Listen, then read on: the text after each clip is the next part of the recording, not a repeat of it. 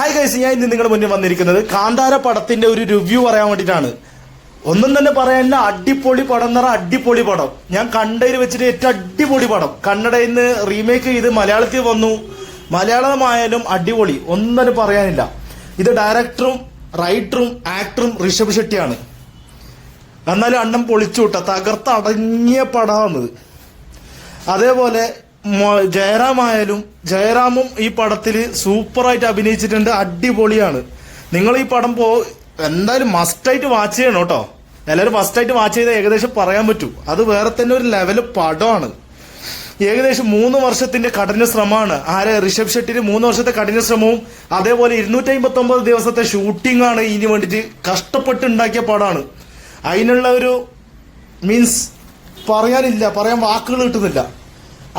അയാൾ അത്രത്തോളം കഷ്ടപ്പെട്ടതിന്റെ ഉണ്ട് ഈ പടത്തിൽ കാണാൻ വേണ്ടിട്ട്.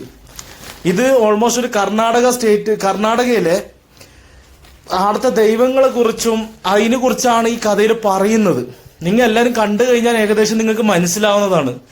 എന്നാലും അടിപൊളി പടം, സൂപ്പർ എന്ന് പറഞ്ഞാൽ സൂപ്പർ. എല്ലാവരും മസ്റ്റ് വാച്ചാണേ, മറക്കല്ല. എല്ലാവരും പോയി നോക്കി വാച്ച് ചെയ്ത് എങ്ങനെ ഉണ്ട് എന്ന് പറഞ്ഞിട്ട് നിങ്ങളൊരു ഹമ്പിളായിട്ടുള്ള ഒരു റിവ്യൂ എനിക്ക് ഇതിൽ മെസ്സേജ് ജസ്റ്റ് ഒരു കമന്റ് ഇട്ടാൽ നിങ്ങളുടെ റിവ്യൂ എന്താണ്, പടം എങ്ങനെയുണ്ട്, ജസ്റ്റ് ഒരു റിവ്യൂ ഇടണേ, മറന്നു പോകരുത്.